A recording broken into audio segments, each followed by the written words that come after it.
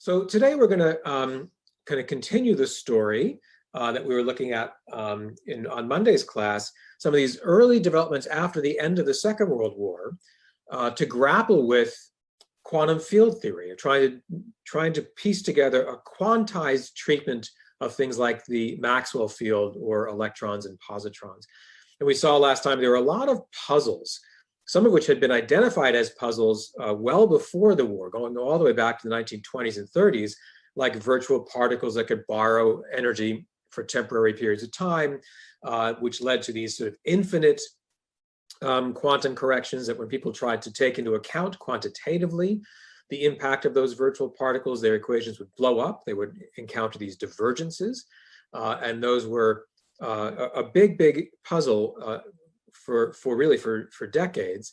And it was only very soon after the end of the Second World War when a newer generation of physicists came back to those older questions, but now with some new skills, sometimes literally new instruments and new ideas about how to organize their calculations. So near the end of last class, we looked at some of Julian Schwinger's efforts in that, and today we'll look at some efforts by his contemporary, Richard Feynman and Feynman's circle. So today's class draws on a book I wrote 15 years ago. It's actually hard to believe it's been out for 15 years. And so we'll talk about the book and how it fits into the kind of series of developments we've been talking about throughout the semester. And so as usual, the class has three main sections for today. The first is how did these new tools, in this case, Feynman's particular approach to quantum field theory, how did these new tools enter into circulation? How did they become kind of second nature or a standard technique for ultimately for essentially the entire profession? So how did these new tools begin to get picked up by people other than Feynman himself? And we'll spend a good chunk of time on that today. And then we'll see that once some people did start using them, they would often deploy these new tools, these paper techniques, pencil and paper techniques, often in quite different ways than what Feynman himself had in mind. So it's not just that new people had to start using the tools, new people began adapting the tools toward new or different ends. And what did that mean for the continuing conceptual puzzles they were wrestling with as they tried to continue to make sense of high energy physics phenomena? And then finally, we'll ask just very briefly near the end, why did this particular set of tools actually stick? Why was it that these tools really became the standard way to this day that physicists all around the world try to make sense of nature when it wasn't so clear they were going to take off at all? So why did this tool come to seem like such a natural or winning strategy? And that's our kind of three-part scope for today. So many of you by now might recognize these things. You might have already had them in some classes. If not, you've probably seen them, around. These things that we now call Feynman diagrams, they are really unavoidable today. They are literally ubiquitous. In fact, not only are they all over the place, they become automatic or automated. So there are now computer routines that will both evaluate tens of thousands of them now, even on not very fancy laptops. So you have these algorithms to compute very large numbers of Feynman diagrams quantitatively, and also routines to draw them. They literally have, the way they look has now become automated or subject to computer routine as well. They're all over the place in virtually every subfield of the discipline, or many subfields anyway. And yet, of course, they have a history. It wasn't always that way. Our kind of present day saturation with these things is of relatively recent vintage. And when they were first introduced in the years soon after the Second World War, some people thought they didn't make any sense. Others thought they must be all wrong. And a small number of people began using a couple of them at a time. So it was a publishable feat to evaluate sort of 5 of them by hand, not 10,000 on your laptop. You could get your PhD dissertation by evaluating, a few dozen at most by hand into the early 1950s. So these things weren't these kind of automated tools from the beginning. In fact, they were kind of suspect, at least to some people, for quite a while. And as I mentioned already, they're kind of single use. The fact that now you can train computer algorithms to evaluate these things unambiguously, that again took quite a while to kind of settle into place. And what, in fact, for 2 decades or more, even arguably about close to 3 decades, what the diagrams were used for, how they would be turned into elements of calculations and quantified, that was actually pretty malleable for to me, what seemed at least to be a surprisingly long period of time. They were adapted as well as adopted. And so before I started working on this kind of series of puzzles, how the diagrams spread, why did they come to be used, and so on, very little had been written about the spread of the diagrams. I used to tease that there had been more written at that point about the search for Richard Feynman's actual van. This is Feynman and his then very young children with this van that he used to drive around Southern California in with larger than life Feynman diagrams on the side. There was more written about his van than about the diagrams that, bedecked the van. And so how was it that this was even something you'd paint on your van in the first place? Not only because it was the groovy 70s and you're in California, why would these become something to paint on your, personal vehicle? And so that's what I was really kind of curious to try to learn more about. So to make sense of that, I wound up thinking a lot about this word dispersion. I still think it's helpful to organize the kind of different layers of this study. So disperse means many different things, the verb to disperse, where there are 2 main clusters of meanings. If you go look up, for example, in the Oxford English Dictionary or your favorite, Merriam-Webster or whatever you like, there are kind of 2 basic sets of meanings for the verb to disperse. One of them means to put into circulation. Think about dispersing things to people. And that's really the first part for today's class that we'll focus on. But disperse also means to cause to become basically more and more different. Think about optical dispersion, taking light and dispersing it into the distinct colors of the rainbow. And I think that also captures a lot of what was going on with these new theoretical tools, not just for a month or a year, but really over decades, even after Feynman had introduced them. So that's what set up these 3 questions that I mentioned earlier. How do they spread so fast? What did people actually use them for? And then given that variety, why did they stick? So let's talk about how they start entering circulation in the first place. Let's dig into that a bit more.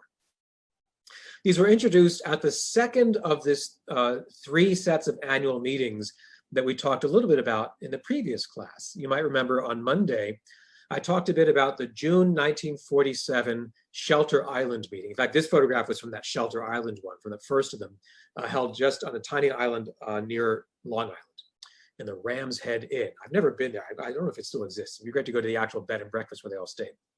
And that was the meeting at which 24 kind of personally selected participants, selected by Robert Oppenheimer, got together for a week to talk about theoretical physics, including these sort of puzzles of quantum field theory. That's where Willis Lamb first presented his results on what would come to be called the Lamb shift. Isidore Rabi talked about the new experimental measurements on the anomalous magnetic moment of the electron.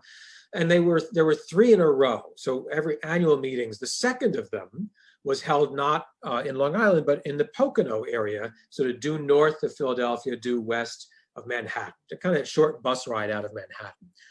Again, organized by Oppenheimer, very similar format, roughly 24 or 25 kind of hand-selected participants, many of whom had come to the previous one. So this is the first meeting of its kind after the experimental results for things that seem to suggest, at least to some people, that virtual particles might actually have some heft to them. They might actually affect measurable quantities. So it was at this meeting, the second in the series, where Feynman introduced his new techniques. He was one of the informal speakers. This is actually from his first published example. We know from notes that were taken, he was scribbling very similar things on the blackboard. And he was trying to motivate for his colleagues how they could try to understand at a quantum mechanical level why it is that, for example, electrons repel each other. We all learned in high school that like charges repel and opposite charges attract. And he said, well, why is it if we think at this quantum mechanical level that charges with the same sign of their electric charge would push each other apart, would repel each other? And so here's the kind of story that we could imagine unfolding. There'd be some electron coming in here from the right-hand side. It would have some likelihood to travel from here to here. It has some separate but calculable likelihood to emit a virtual photon at this point in space. You can't turn off the uncertain principle. The vacuum is roiling with virtual particles. By this time, that had become kind of familiar set of ideas. So you wanted to have a way to kind of calculate these effects. A little while later, that virtual photon would have zoomed across space, and it could smack into this other electron. The second electron, which had been otherwise traveling all by its lonesome, unsuspected, going from, say, point 1 to point 5, all of a sudden it'll get smacked by this virtual photon that is carrying some energy and some momentum. It's absorbing that momentum. So after it absorbs that virtual photon, it'll be knocked off its course. Imagine, getting hit with a dodgeball. Not that I want to trigger bad memories in elementary school. But anyway, you knocked off your course. You get hit with some object carrying momentum. So its direction of travel will change. Meanwhile, the original electron has shot out that virtual photon. It recoils like a hunter firing a rifle. It's going to have some equal and opposite kickback. So its direction of travel will change as well. So Feynman says, here's the kind of fundamental process, or the reason quantum mechanically why like charges repel, because they're trading back and forth these virtual force-carrying particles, in this case, the photon, the virtual photon. Now he could use this kind of map of that interaction and relate every single part of this little squiggle, this line drawing, to particular parts of the integrals. And so he would map this. He tried to explain this at the blackboard. The electron has some likelihood to travel unimpeded from point 2 to point 6. Here it is. The other electron A, let's say, has some likelihood to travel from point 1 to point 5. They have a likelihood to both emit and absorb a photon, each of which is proportional to the charge electron. The photon itself has a likelihood to travel from point 6 to point 5. You just piece it all together like kind of Lego bricks. So now you have a kind of roadmap to the corresponding equations to map out the series of steps between electrons and their traded virtual particle. And Feynman said this is going to be important, not just because this is one thing that could happen, but because all kinds of things could happen when we start thinking about virtual particles. It had already become clear well before the Second World War that these virtual particles could borrow any amount of energy and momentum consistent with paying it back sufficiently quickly, given the uncertainty principle. But it was even more complicated. The electrons could trade more than one virtual particle. So instead of just saying the amount of energy that this one virtual particle borrowed was uncertain and in principle could be infinite, what if the electrons had traded two photons, two virtual photons, each of which had temporarily borrowed energy and momentum from the vacuum? Well, now it starts getting pretty tricky, because there are actually several topologically distinct ways in which two incoming electrons could trade two photons and leave only two electrons coming out. So instead of only one sort of storyline that you have to map into a line of algebra, you actually have all these different ways in which two electrons come in, two electrons go out, and in between they've traded two virtual photons. And so the diagrams were literally a form of bookkeeping. And again, you could walk through the same series of steps to map every element of these slightly more complicated Feynman diagrams to the corresponding algebra. And then you can do the same with 3 virtual photons or 4. In principle, there could be an infinite number of virtual photons, each of which could carry, in principle, an infinite, albeit short-lived, energy momentum. So you see the bookkeeping becomes like mind-boggling, right? So this is a kind of way to march through the corresponding equations. Make sure you don't omit any terms, make sure you don't double count certain terms, which have been bedeviling these calculations throughout the 30s. And so now you have a map to make sure you at least have the equations, the correct set of equations to worry about. And then by this point in late spring, early summer of 1948, Feynman could show that if you have the right bookkeeping, you see some of these infinities actually exactly cancel each other. So some of the infinities that had cropped up in these earlier calculations, not all, but some of them, would exactly cancel even before you got fancy with renormalization, just because you have to remember that for every diagram like this, there's a corresponding one like that, and so on. And some of these have exact cancellations. So the challenge of taming those infinities would become a bit more manageable if you can make sure you have the right set of equations to work with from the start. So how did that go? That sounds awesome. You have this amazing kind of intuitive, very simple looking technique. This used to occupy literally 30 and 40-page journal articles when people tried to do this without the diagrams throughout the 1930s. They'd always find these infinities. You think, oh, our heroes in town, finally, help is on the way. It didn't play out that way for our poor MIT alumnus, Richard Feynman. The first thing to keep in mind is that his presentation followed an 8-hour lecture by Julian Schwinger. I want to let that settle in for a second. An 8-hour lecture. That's like unlawful imprisonment, right? Now, I often run long with my lectures here and I feel bad. I go like 3 minutes late and you're all busy. But, anyway, there are limits.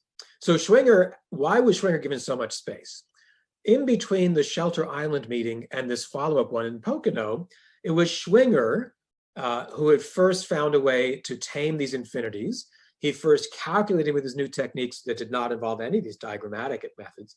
He had not only found a way in principle to respect the symmetries of relativity and find finite answers with his renormalization program, he'd also found right in between, sort of 6 months between these meetings, in December 47, he'd published the first kind of successful demonstration that renormalization could yield finite results that actually match unbelievably closely to these latest high precision experiments. Schwinger was, the person of the hour, or rather the 8 hours.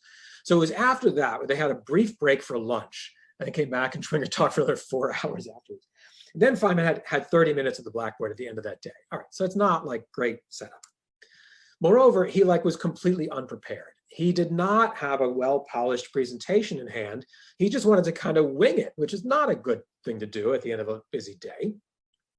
It seemed, at least to some of his listeners, to be so scattershot and so disorganized that not only was he repeated all the time, at one point, Niels Bohr, who'd been invited to participate, one of the few older European physicists, Bohr got out of his chair, walked up to the blackboard and took the chalk out of Feynman's hand saying, "You don't understand quantum physics."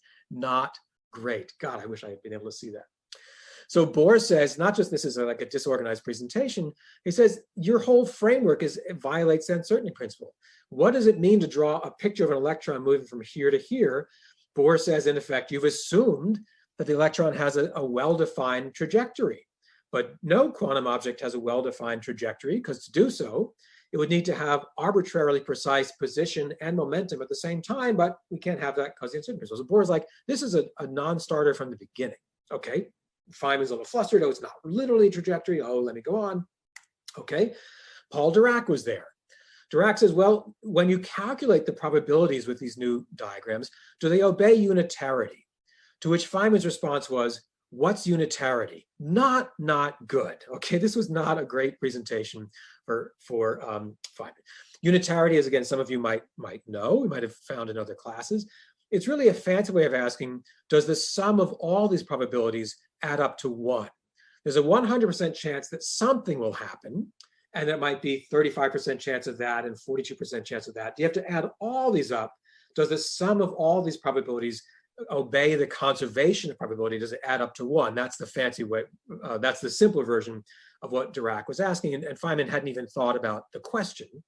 He certainly had no answer ready yet. Edward Teller was there. He says, what about when you have a pair of electrons in these intermediate states, 2 virtual electrons, let's say, do they obey the Pauli exclusion principle? Another kind of cornerstone of quantum physics. And Feynman's response was, that's a really interesting question. I'll go think about it. Again, he had no answer. So in general, what this very esteemed but small kind of elite audience kept asking during this scattered presentation of Feynman's was what rules govern their use. It really looked like he was kind of making it up as it went along, and he was not able, at least at that moment, to articulate the kind of rule-bound techniques that would perhaps yield as a comparable set of calculating techniques to Schwinger's very pristine, very precise algebraic approach. So by many, many accounts, Feynman left this meeting disappointed, maybe even depressed. That was, he really was, it was not a great start for these new techniques, and he was really down.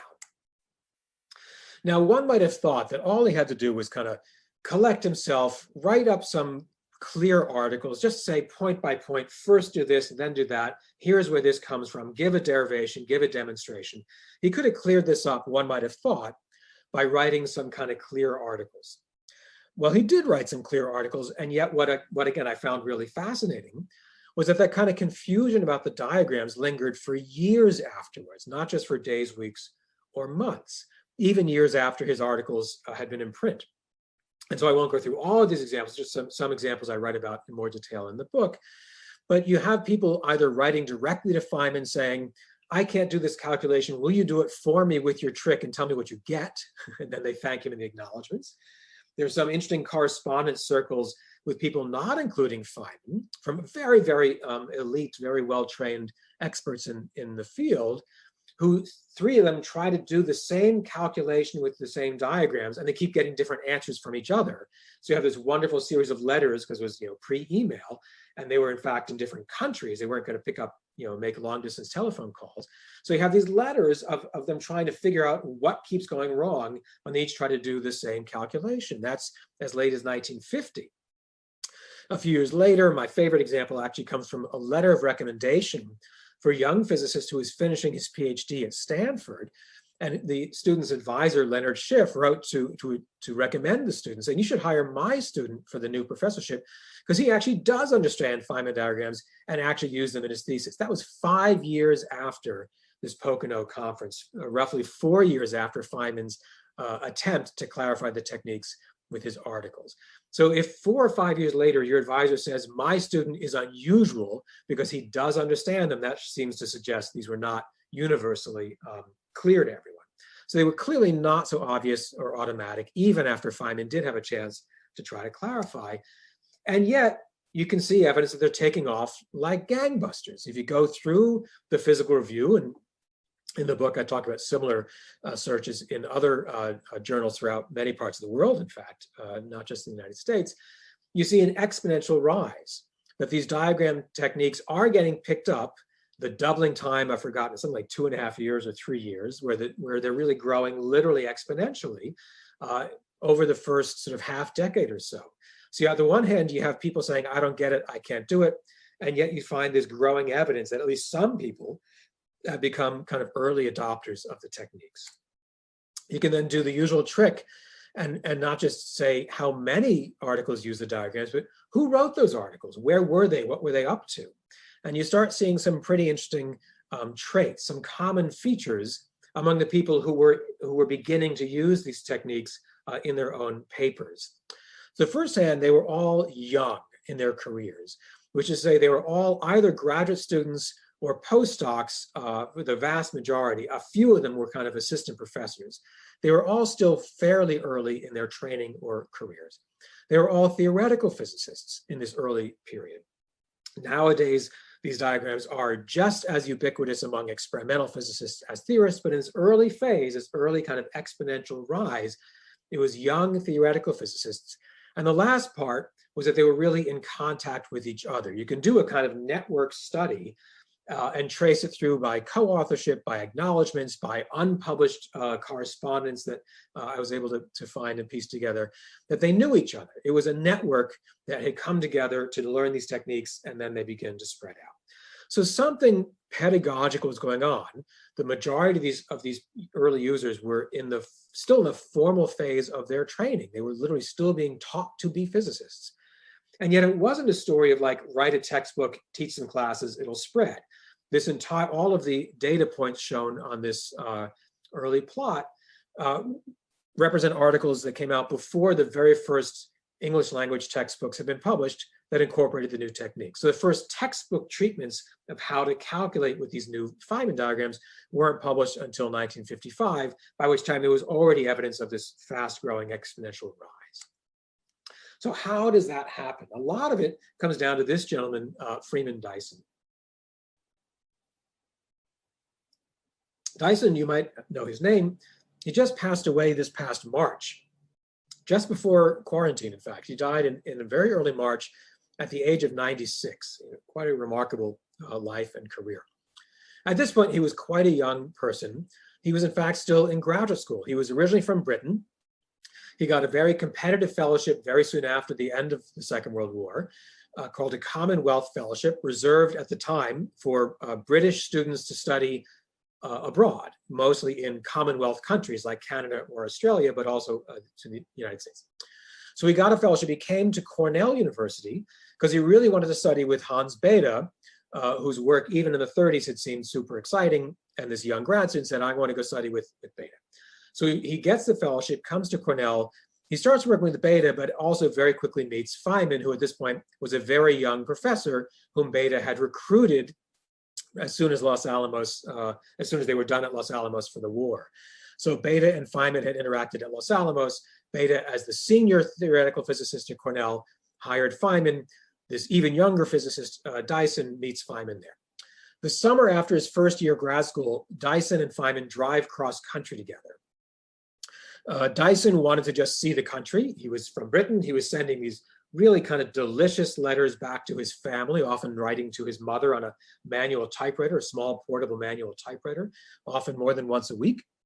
And he just wanted to explore the country because no member of his immediate family had ever visited the United States. He was very curious. And Feynman wanted to go back to New Mexico. He had a girlfriend out there. He maybe was going to do some consulting at Los Alamos. So they basically drove cross country together that summer of 48, which is, say, just weeks after the Pocono meeting. So Dyson had not been at Pocono. He'd been hearing about these things in Ithaca from his new friend, but now he had a several days long drive to just pick his brain. Meanwhile, once they get to New Mexico, then Dyson took the bus to go to Ann Arbor, Michigan. Again, he was like being a tourist. He then spent about 6 weeks at the University of Michigan attending summer school lectures by none other than Julian Schwinger, where again, he had a chance to talk directly with Schwinger at some length and some detail, where Schwinger was lecturing on his own approach to quantum field theory and renormalization. So at this point, by the end of the summer of 1948, Freeman Dyson was the only person in the universe who had spent extensive, close, informal, personal time with both Richard Feynman and Julian Schwinger just at the time they were each working on their separate and very different looking approaches to quantum field theory and renormalization. Then he takes this now famous bus ride back from Michigan back to the East Coast, where he was going to start for the second year of his fellowship at the Institute for Advanced Study in Princeton. By the way, he never finished his PhD. To the day that he died, he was Mr. Dyson. And he thought PhDs were a horrible waste of time. He might be right, I don't know. Anyway, so he spent 1 year as a grad student at Cornell, then 1 year on fellowship at the Institute, and then was hired as a full professor at Cornell like 4 years later. This guy. Anyway, on the bus ride, he has this amazing epiphany. That he starts seeing, how the two very different looking approaches might fit together. Schwinger's very formal looking approach to a kind of algebraic, almost axiomatic approach to quantum field theory and renormalization, and Feynman's diagram-based bookkeeping, sort of more pictorial, somewhat more intuitive approach. The two of them, meaning Feynman and Schwinger, couldn't understand what each other was doing yet. And so Dyson is the one who actually sort of puts it together, a good chunk of it literally on the bus heading back east. Once he gets to the Institute, he then submits 2 articles that autumn. He sends both of them to the Physical Review. These were published before Feynman's own articles had come out. Feynman was actually quite slow to write up his articles. They came out a little bit later, also in 1949. In the early years, Dyson's papers were cited more often than Feynman's. They were getting a lot of attention, in part because he was so methodical in laying out a kind of point-by-point, almost recipe book, a rule book for how to use them, exactly the stuff that seemed to be missing from Feynman's presentation, at least at Pocono. Dyson was able to kind of ground the diagrams in more first principles derivations and really go through worked examples. And it was in these papers where Dyson demonstrates the mathematical equivalence of the 3 separate methods that by this point were on offer, those by Feynman, Schwinger, and then separately by Shinichiro Tominaga, whom I mentioned briefly last time. Tominaga was still in Tokyo. Japan was under US occupation after the war.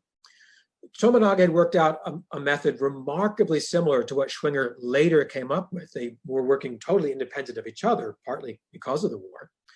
Tominaga had gotten there to many parts, not all the things Schwinger did, but very similar framework and many of the same insights along the way. Tominaga had done this starting in 1943, but the results were not known outside of Japan, partly because of the naval blockade and so on. One of the first packages sent overseas out of Japan after the end of the war was actually a package of manuscripts and reprints that Tominaga sent to Robert Oppenheimer, and it was actually ferried in official kind of US delivery. It was from US occupied Tokyo back to the United States, because Tominaga had read in one of the new libraries, in a new subscription to Newsweek magazine, about the lamb shift, because the magazine had covered everything about Robert Oppenheimer. He was amazingly famous in the United States after the war. The fact that he was talking about the Shelter Island Conference became newsworthy. He mentioned the lamb shift. This gets all the way back to Tokyo through this kind of crazy, convoluted system. Tomonaga reads about it and says, hey, wow, and he digs back through some of his old wartime manuscripts and reprints and sends materials to Oppenheimer, who then had them effectively mimeographed and shared with all the participants who'd been at Shelter Island. So the US-based and some of the Western European physicists who had heard about the lamb shift and Robbie's group's measurements and so on, they learned in the days after Shelter Island about some of Tomonaga's work. Then they helped arrange for English language publications. They were very, very eager, in fact, to try to get Tomonaga credit, partly because it was remarkable, partly, I think, because there was a sense that this was a dramatic development coming from the city that had just been subjected to relentless firebombing during the war, that nonetheless this work somehow got done in the midst of horrible conditions. So Oppenheimer worked hard to get Tomonaga's work into circulation. So Dyson learned of it, and Dyson was able to show in this pair of articles from 1949 that these three distinct approaches to quantum electrodynamics were in fact mathematically equivalent, very, very much like what had happened 20 years earlier between Heisenberg's and Schrodinger's approaches to quantum theory. So Oppenheimer at this point had become director of the Institute for Advanced Study. He was now basically, in effect, Dyson's supervisor for the second year of the fellowship. Oppenheimer was not that impressed with the Feynman diagrams at first. In fact, he used to come to Dyson's informal presentations and interrupt and basically show that he was still the smartest person in the room. So the postdocs at the Institute asked Dyson to repeat each of his many-hour seminars in private, and they just wouldn't tell Oppenheimer. So Dyson would give these sort of announced seminars. Oppenheimer would come and essentially kind of heckle and disrupt, and they'd have Dyson give the exact same talk the next day, sort of in secret. And finally, after Hans Bethe intervened, Oppenheimer said, okay, I relent. In fact, he literally wrote, nolo contendere, like I don't contest the charge, I give up. By a few weeks into Dyson's fellowship. And after that, the diagrams really began to take off at the Institute. So to understand what's going on in this very specific setting at the Institute for Advanced Study and all these new postdocs, again, it's important to step back and understand this is happening in a very particular institutional setting. And again, I found this really kind of fun to dig into when I was working on the book. The idea that young scientists will typically do one or two, or now not infrequently, three separate postdoctoral appointments after their PhD, but before they take on either a faculty job or a research job in industry or anything else, that's now pretty routine today across the sciences, in fact, even in more and more of the humanities and social sciences. The postdoc stage is pretty kind of self-evident, or we've gotten used to it by and large. But again, that has a history, and it's not a very, very long history. The idea of the postdoctoral fellowship really dates to the early years of the 20th century, very soon after the end of the First World War, but they were still pretty rare. They were very elite. It was a big deal if you got this fancy postdoctoral fellowship after finishing your PhD. And in fact, even after the Second World War, only roughly 16% of the US-based PhDs actually did a postdoc, just did one postdoc, let alone two or three. But their numbers began to grow very rapidly after the war. They became more and more common. The idea going right back to the 1918 proposals and 1920s and so on was these postdoc positions were designed to foster a different kind of training compared to the PhD. That was the hope, the ambition, that they should foster what historians and sociologists often call tacit knowledge, not explicit kind of book learning, but actually stuff that you kind of know by doing. Even for theoretical physicists who aren't like building apparatus or glass blowing or eventually learning to solder, there's a kind of knowledge that comes at a kind of intuitive level by practice, which is why we work on problem sets all the time, rather than only kind of reading textbooks and dealing with kind of formal levels or explicit levels of instruction. So the postdoc was meant to complement the kind of more formal, more book learning, explicit training of the PhD with this more informal, tacit knowledge. Moreover, they were, especially in the United States, they were often funded by private foundations, and again, a kind of patriotic ambition to improve and build up US domestic scientific talent and to share the wealth. So you'd have these young people getting PhDs at one school. They would get a fellowship to become a postdoc at a second school. They could bring what they've learned to the new place. They'll learn new things at the new place themselves.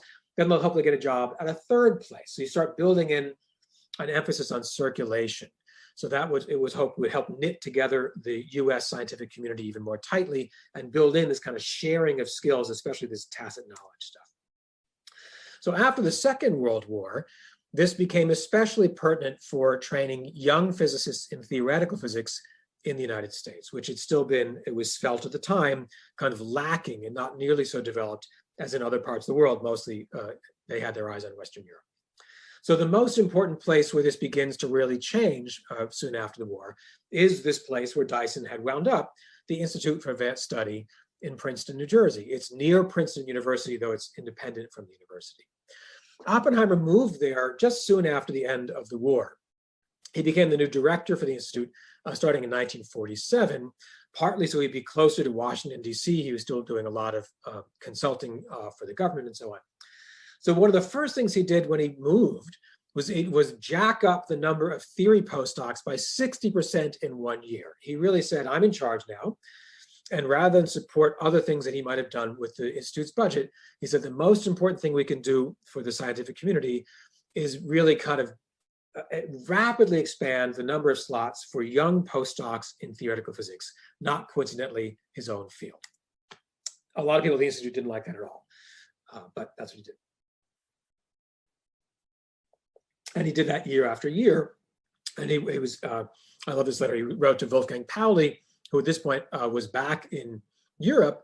Pauli had spent a good chunk of the war years at the Institute, in fact, visiting and avoiding some of the worst parts of fighting in Europe.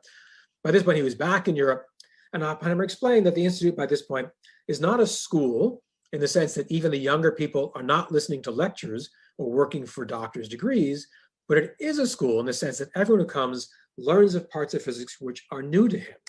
And it turns out that was especially happening once Dyson arrived among the very first of these new cohorts, the very first of these rapidly expanded groups of 8 to 10 to 12 theory postdocs at a time, as opposed to only 1 or 2 as before. So by the time Dyson and this first cohort arrived as the new postdocs, although Dyson was actually not a postdoc, he never did a doc, but he was joining these postdocs. The new building that would house them actually was still under construction. So they all shared one office. In fact, they shared Oppenheimer's office. The director's office was big enough for 12 postdocs, so some things don't change. Oppenheimer was in Europe for much of that fall. So they were literally kind of sharing desk space. They were completely kind of elbow to elbow, informally sharing space. And then the postdocs would circulate through what Oppenheimer loved to call his intellectual hotel. You don't move there, you stay there for a visit, and then you go somewhere else. They would tend to stay for 2-year stays. And while they were there in these early years, Dyson would coordinate these kind of little teams or groups of calculations because he was coaching them in these new techniques for the Feynman diagrams. And again, the word of that began to spread.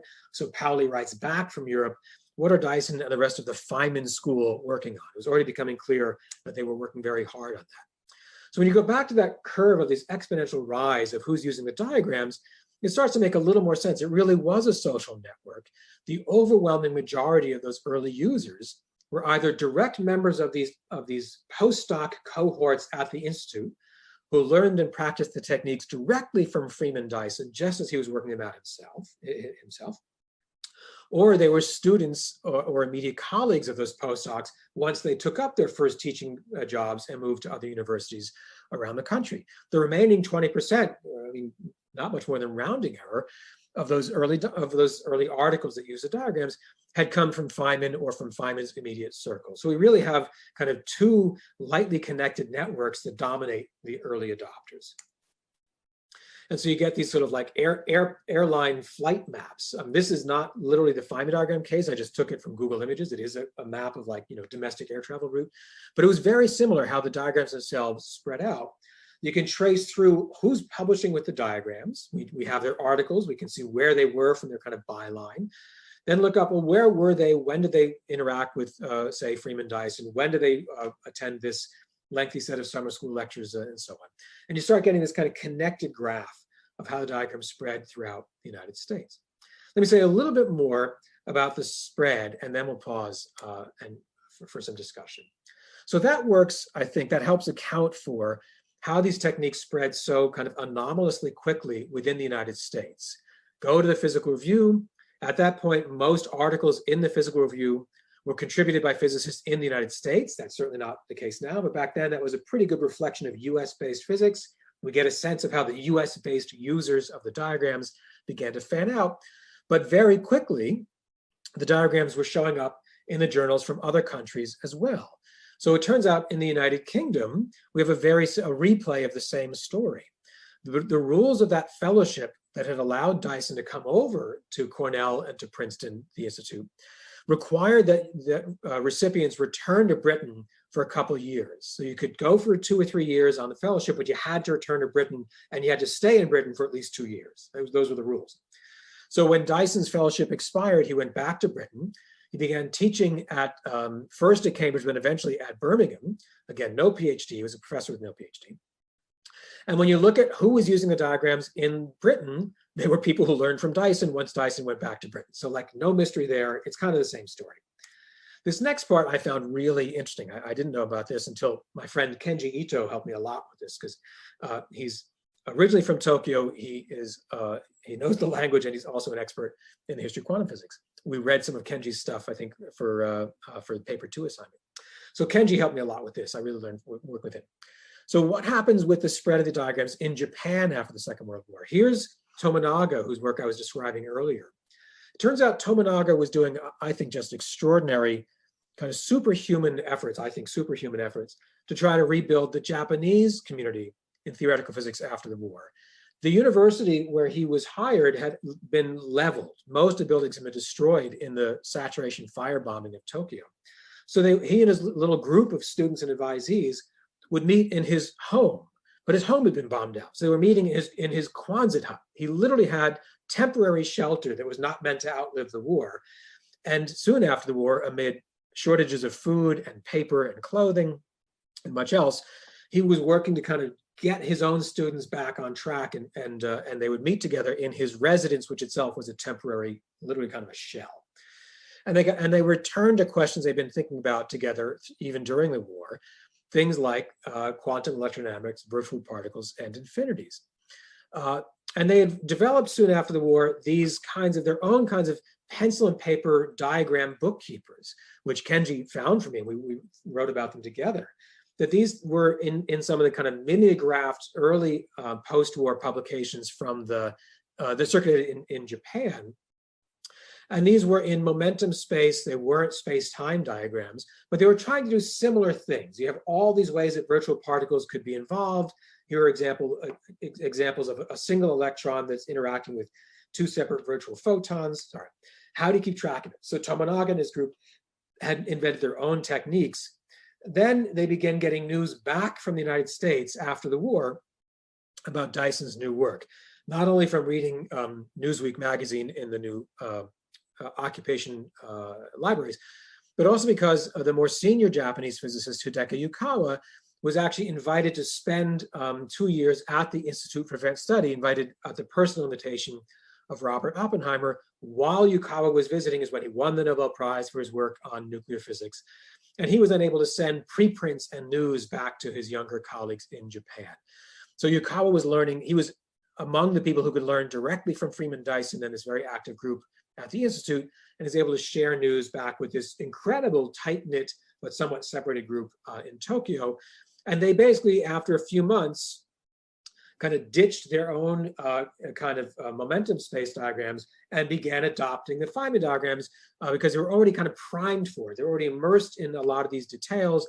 They already recognized that some kind of diagrammatic bookkeeping would be important, and then they were kind of quick to go. So now you have a group in Tokyo that's really getting very intensively into this stuff. How do you spread it throughout the rest of Japan? Again, remarkable kind of coincidence. Under US occupation, the general headquarters, which is what the occupying force was called, they issued a decree right at this time to try to weaken the hold of the traditional, the so-called imperial university system throughout Japan. So the US ally occupying authorities, kind of by fiat, said that every prefect, kind of like roughly speaking, every state within Japan will have at least one new university. Much like in the United States, we have, most states have at least two public universities, Michigan State and University of Michigan and so on. They wanted to do a similar thing in Japan, partly to help rebuild the country and expand higher education, partly as a kind of political move to break the hold of the elites at these imperial universities. So suddenly you have tenfold increase in the number of universities that need to hire young physicists because they suddenly have to teach young students physics. So basically, Tomonaga students disperse all through Japan because they're now getting hired in these newly created physics professorships. And again, you can chart, when do the diagrams show up in Osaka? Oh, that's because this person just moved from Tokyo to Osaka or Kyoto and so on. Last example, what about in the Soviet Union? This is now Feynman introduces these diagrams and Dyson really helps make sense of them. Exactly the time that the kind of broader Cold War rivalry begins to really kind of harden into a kind of standoff that would come to dominate the next roughly 20 years or more. So this is exactly the time, in other words, when it was very hard for journals to get back and forth and even much more difficult for individuals to travel back and forth. In fact, in this earliest period between 1948 until the death of Stalin, he died in March of '53, and about a year later, there was the first kind of tentative person-to-person exchanges again between scientists. There was no possibility for the kinds of personal contact that have been so important for spreading the diagrams in the United States and Britain. So, and maybe therefore it helps us make sense of the fact that no diagrams were published in any of the Soviet physics journals for several years. There was a few months delay in Japan, which sort of makes sense, and we saw how that was kind of overcome or what changed. It was actually multiple years in the case of the Soviet Union. Between when they did start showing up, there were just a trickle. There were literally 12 articles over the span of 2 years, at a time when there were more than 100, in the US journal. And it turns out 6 of those 12 were submitted by one physicist. This was not an exponential rise in the same way at the same time. That one person who did submit them, Alexei Galanin, had very particular reasons to learn how to calculate radiative corrections to Compton scattering because he was working on the top secret H-bomb project and had to worry about shielding for that high radiation pressure inside various H-bomb designs. He had, let's just say, special incentive to learn from Dyson's articles. When he did, here's an example of one of Galanin's early papers. He stuck, and this is not to fault him, he did exactly what Dyson's articles had prepped him to do. But he didn't do any of the, neither Galanin nor any of his immediate colleagues in the Soviet Union did any of the kind of broader, more, let's just say, improvisational or more adaptive uses of the diagrams that were already becoming quite common in the United States, in Britain, and even in Japan. So you have a kind of transmission by text. It takes a lot longer, and the range of applications remains rather narrow. Okay, let me pause there. It was a long chunk, but let me pause there. I see some questions popping up in the chat. Lucas tells me the Ram's Head Inn is still in business. So once any of us can travel, we should all arrange a field trip. I'd love to see that place with my own eyes. Thank you, Lucas, for confirming. Alex says it's like when you get a speaking ticket, you have to take the class. I'm not sure what that was about, but yes. Fisher says, had Feynman received his professorship or was he a postdoc? Oh, very good. So Feynman was indeed, so Feynman was a professor at Cornell. He had finished his PhD. It's actually a little funny. He had finished the work for his PhD before leaving Princeton. He was in grad school at Princeton, before leaving for Los Alamos for the war. But he hadn't formally written up his thesis yet. And then he got really busy working in the theory group at Los Alamos. So he didn't formally file his PhD dissertation until basically a few weeks after the end of the war, very soon afterwards. So he officially got his PhD, but everyone knew it was all but done. Remember, postdoc stages were not all that common. It was not that unusual to be hired straight into a faculty position from one's PhD, and everyone knew at that point that Feynman's PhD was essentially done. Moreover, he had really impressed people like Hans Bethe and Robert Oppenheimer during the war, and so he was actually being multiply recruited. I found letters, he was made multiple faculty offers. Berkeley, so Oppenheimer first went back to Berkeley. He tried to hire Feynman. Beta made it basically a better offer. So he was in high demand, as many of these young physicists were. So he was starting formally as a member of the faculty, though he was still rather young. And he was relatively close in age to Freeman Dyson, because Dyson had also had his studies kind of interrupted by the war. He'd worked for a couple of years in the British kind of military, basically part of the Royal Air Force, doing statistical analyses of bombing runs. So they hired a lot of mathematically gifted young people to say, what's the most effective way to use bombers? What's the highest, kind of like kill ratio, so to speak, and what yields the least losses to the British planes? So Dyson was doing a lot of statistical stuff during the war, so his own studies were delayed. So they were pretty close in age, even though they were at kind of different career stages. And Alex confirms that you have to take a class, will be like having to sit through Schwinger's 8-hour lecture. That's right. I've seen the lecture notes that I think it was John Wheeler took on Schwinger's lecture there. I mean, they really were, they were beautiful, polished. Like Schwinger had thought this through. He wasn't hemming and hawing for 8 hours. So the contrast with Feynman just like winging it for 30 minutes was I think all the more stark. But any other questions on any of that material, the early kind of postdoc cascade or anything like that?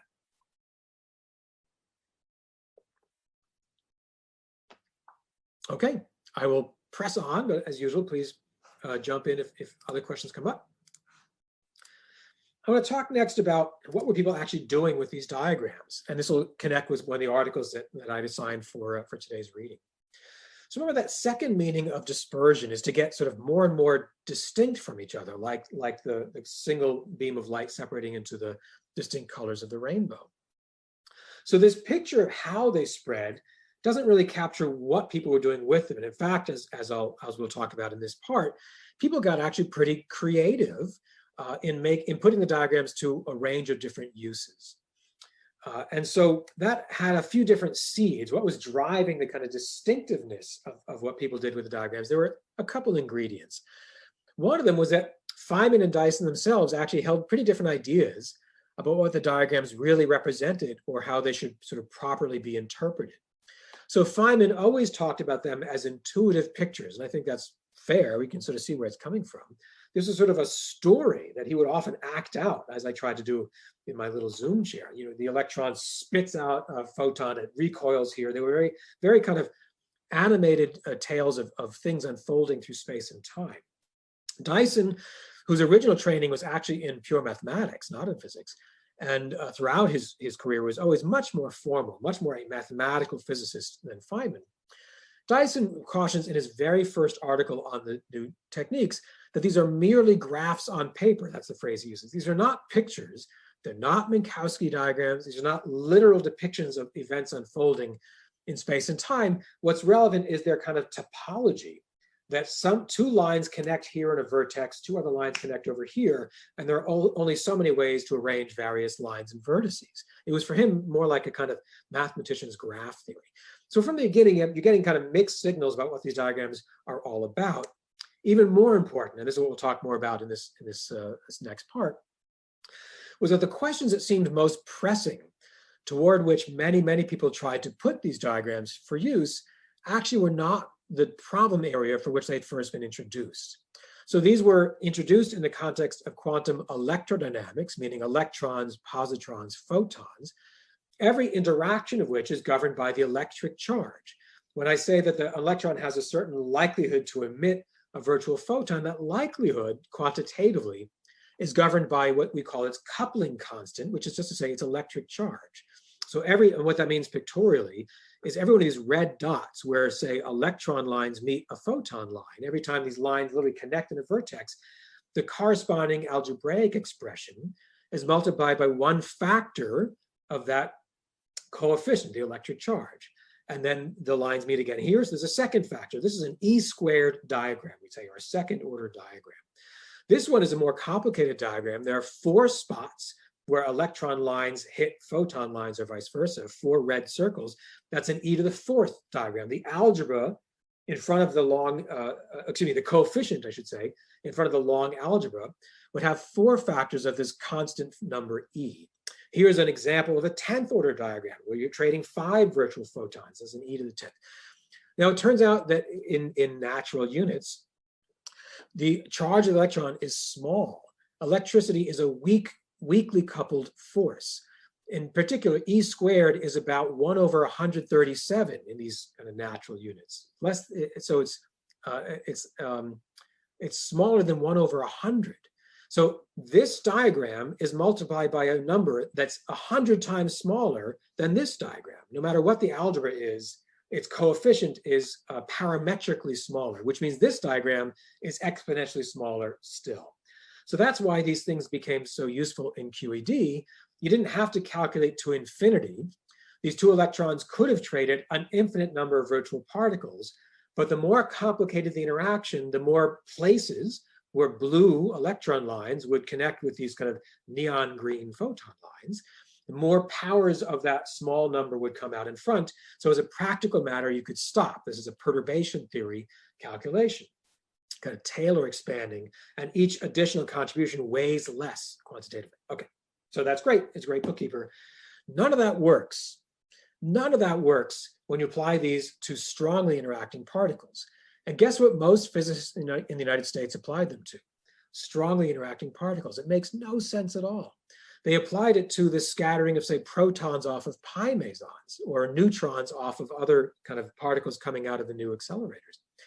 The equivalent, the analog of the electric charge for those nuclear forces was strong in the same natural units. It's larger. In fact, it's larger than 10, which means that this diagram counts exponentially more than this diagram, and there's an infinite number of them. So they're not doing perturbation theory, and yet they're still using diagrams. That is pretty strange.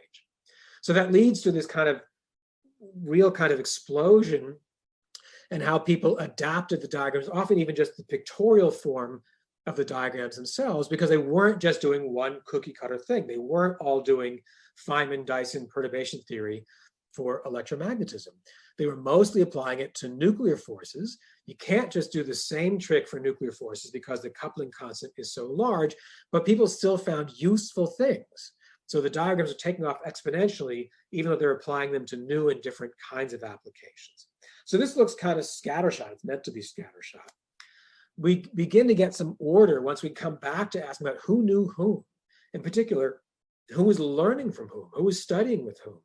So I call these kind of family resemblances. In each of these colored rectangles, the diagram that's a little elevated on the left comes from the PhD advisor of the person whose diagram appears on the right. These are literally mentor-student relationships. I used to try to play this kind of parlor game when I could go to parlors. Like choose any random Feynman diagram from the Physical Review, at least up through the mid-50s. And with reasonable accuracy, I at least would claim I could tell you who drew it or at least what PhD program they came from. It was pretty good. Now there may be more useful life skills to train oneself on, but that was like way into this. So you could literally see, oh, that's a Richard Feynman student. Oh, but this over here, that's actually, a Norman Kroll student. Or this one over here, that person was trained by Robert Marshak, and so on. You can see these local adaptations because these different departments or members of these different departments were actually doing different things with the diagrams, often set by local demands or priorities.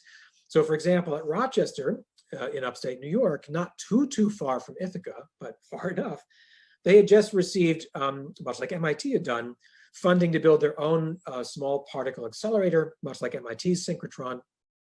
So they were the theorists there. Their main task was to help make sense of all the new kinds of particles that kept shooting out every time they turned that machine on. They weren't worrying about these very fancy virtual particle corrections. There are no single virtual particle. They're not these so-called loop corrections that led to all the trouble. It was really a way of classifying what goes with what. When these two things smash into each other, what kinds of detritus comes out? It's classification rather than kind of dynamics. These people were applying the diagrams not to high energy physics, but actually to kind of many body theory and what would become known as condensed matter physics. What happens when two things are near each other and keep trading, the same two particles keep trading force-carrying particles over and over again? How do you add up that effect? That might be something like a kind of bound state or some stable system. Different kind of challenge they were working toward. So you can start seeing the kind of local variation in who's using the diagrams toward what ends. And now let me talk briefly about one of the even further kind of excursions or even more creative reinterpretations that I wrote about in one of the articles for today, a little bit later in time. And this focuses on the work from Geoffrey Chew. He's the one shown here at the blackboard. He was the kind of main theoretical high energy physicist at the University of California, Berkeley, over the 50s and into the 60s, mostly the 60s. So when he was, like many of his colleagues, really interested in nuclear forces, not electrodynamics, but all these many particles coming out of these big accelerators and all different ways they could interact with each other. He knew, as well as all of them did, that faced with a large coupling constant, you can't do this kind of perturbation theory. And yet there's all this other things that one might try to do to make sense of all the new empirical riches coming from the new machines. So he actually becomes so frustrated with quantum field theory, precisely because it seems not up to the task of handling these strong nuclear forces. He says quantum field theory is dead. In fact, he says it's sterile and destined not to die, but just to fade away. And yet the diagrams, he says, hold a real key to moving forward. So he tries to lift the diagrams out of quantum field theory and toss away what had been used actually to derive them in the first place. That's a pretty interesting move. In its place, he starts talking about something he and his students called a nuclear democracy, and eventually the bootstrap. And the idea was to treat all of these nuclear particles, by this point, more than 100 of them had been identified, treat them all as being on an equal footing. Why was that so radical? According to ordinary quantum field theory, you start out with a very different picture. You have certain so-called elementary particles, and some of them might stick together and make bound states or composites, but some are sort of more special than others. He actually called that an aristocracy or a kind of elitism or hierarchy. He said maybe with 100 plus nuclear particles, let's not try to sort them into which ones are really special and which ones aren't. They all seem to fly out together. Let's assume they're all equally special, treat them all on the same footing, a democracy. Now this was unfolding, as I wrote about it in the essay, at a time when he was very concerned about other forms of democracy, a slightly more literal form involving people and fair treatment of people amid the early stages of domestic anti-communism, the so-called McCarthy era, which we talked about some weeks ago in this class.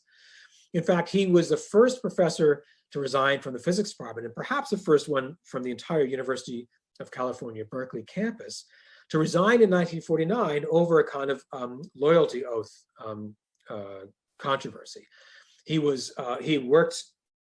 got in clearance during the war. There was no question that he had any kind of communist association in his past, but he thought on principle, it was simply un-American in his estimation to demand that people swear kind of political allegiance. That was a violation of people's kind of free political consciences. So he resigned because the university started requiring these sort of anti-communist loyalty oaths. And he said, forget it. He was immediately hired at the University of Urbana-Champaign, University of Illinois, Urbana-Champaign. And he got more and more involved with political efforts on behalf of similar physics groups. He testified before the US Congress and so on. And what's interesting is if you go through his testimony and his op-eds and his other publications from this period, you see that same language recur about a kind of democratic treatment. No one and no nuclear particle deserves special status. They should all be treated as equal partners under the law. And I write more about that in the essay, but that's the kind of gist. He's using this language of treat everyone the same in a lot of domains around the same time. So why does he think these Feynman diagrams might be the way forward? What does he want to do with them in this new kind of so-called democracy? Well, he says that the diagrams seem to hold more content than quantum field theory. So let's see where the diagrams themselves will lead us. In this orientation of a simple looking Feynman diagram, this rho meson, which had actually just been identified by some of his experimentalist colleagues not long before, this shows two pions exchanging a rho meson. So the rho is a kind of force carrier, much like, say, a virtual photon would be a force carrier in a QED diagram. But if you just rotate that diagram, literally turn it on its side, then you tell a very different story. You see two pi mesons brought together. They were attracted because they felt a force. Once they approach each other, they actually can create a temporary bound state of the rho meson. It's an unstable particle, so the rho meson later will then decay into a pair of pions. And that just comes from rotating the same diagram. Meanwhile, once you create some rho mesons this way, they can be involved in all kinds of other interactions where they would appear as a so-called elementary particle. So the status of the particle type seems to have changed just by rotating these very simple looking line drawings. And so Jeffrey Chu said, basically, let's take the diagrams at face value. If they make no distinction between these different kinds of roles or hierarchies, what's truly elementary versus composite, then why should our equations? So we wanted to build a new approach to a quantitative approach to the nuclear forces, following these kind of diagram-based symmetries rather than quantum field theory. And they went even further, said, what if every single particle was a kind of self-consistent state? They would each pull itself up by its own bootstraps, using a well-known kind of American idiomatic expression. They would all be kind of self-made people. No one was born being more elementary or more elitist than others, was the idea. So what if every particle, like that rho meson, would generate the forces that would give rise to its own production? It's pretty cool. Could there be one unique self-consistent solution to all these equations? Going back to those kind of rotated diagrams, in this example, you have some expression, some quantitative expression for the force that this rho meson exerts, an attractive force between these pi mesons. That expression will depend on the mass of the particle that they exchange and this coupling constant, the factor that appears at every vertex. Rotate your piece of paper by 90 degrees. Now you see that once these two pions have attracted each other, thanks to that rho meson, they've formed this bound state. The odds for that to happen also has some distinct expression, still only depends on two quantities, the mass of the bound state they produce and this coupling constant. So now you have two equations for two unknowns. So you can look for self-consistent solutions. And in fact, he and his students were able to publish the first compelling theoretical account of why these nuclear particles had the quantitative properties they did at a time when no one else could come even close. This is far outside the regime of perturbation theory. And here was this kind of very clever, self-consistent way using their so-called bootstrap to try to account for why the rho meson was particularly heavy and why it had this particular interaction strength with pions. So let me pause there. Any questions on that?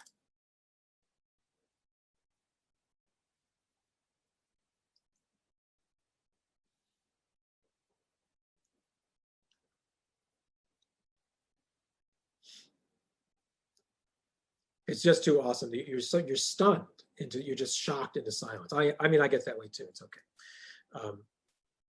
What I mostly want to emphasize with that part, hopefully was clear, was that even after Dyson did such a kind of celebrated job of clarifying exactly what Feynman diagrams should mean, exactly how they should be used in a calculation, in the years after that, that led to more different uses rather than collapsing to only one. I found that really pretty cool, actually pretty neat.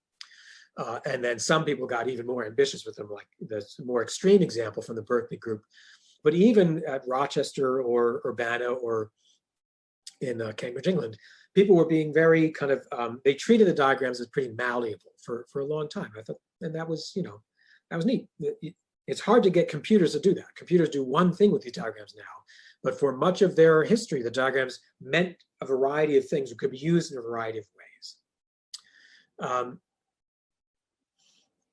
Yeah, good, Fisher. So Fisher asks, when we're talking about perturbation theory, are they referring to everything beyond the second order, beyond E squared, or everything including E squared?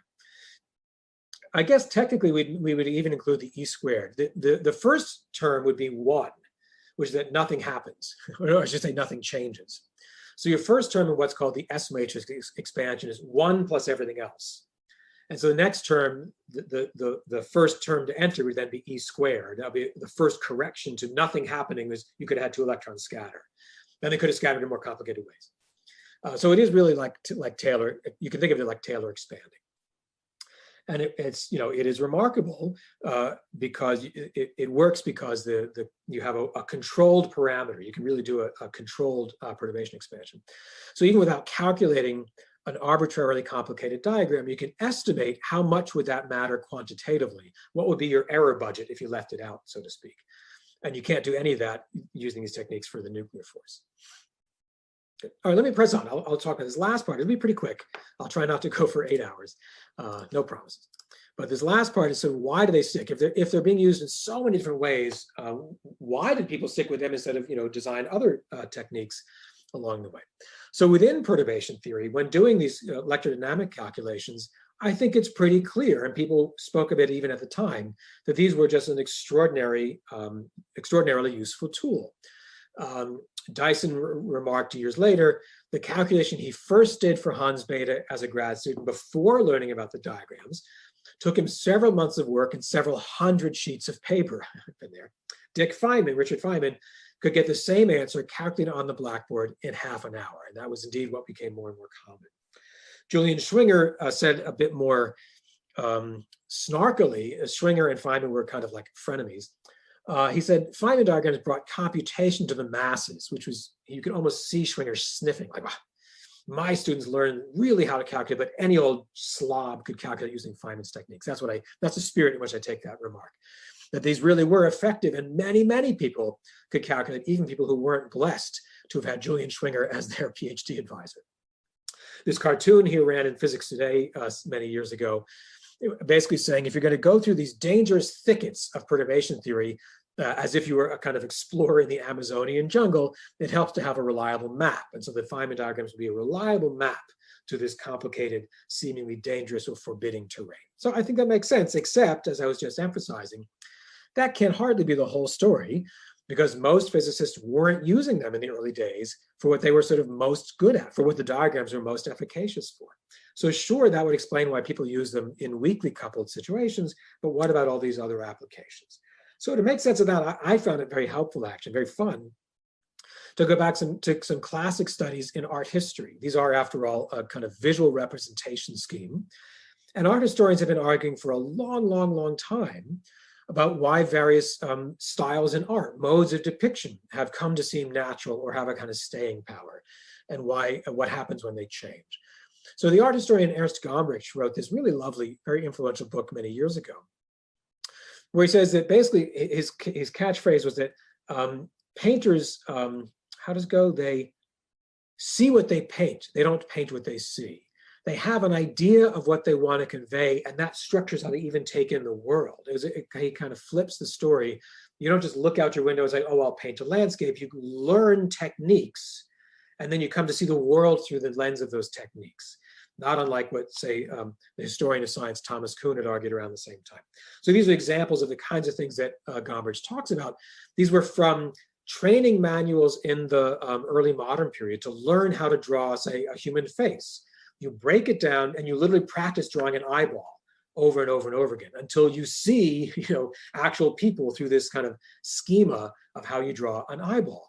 Or if you're employed by the local church, which most of them were, here's how you draw like the adorable little, cherubs and little baby angels. You practice drawing these chubby cheeked faces, and you break it down and you practice and practice. It's like doing problem sets before you go paint, the kind of latest picture to decorate the local church.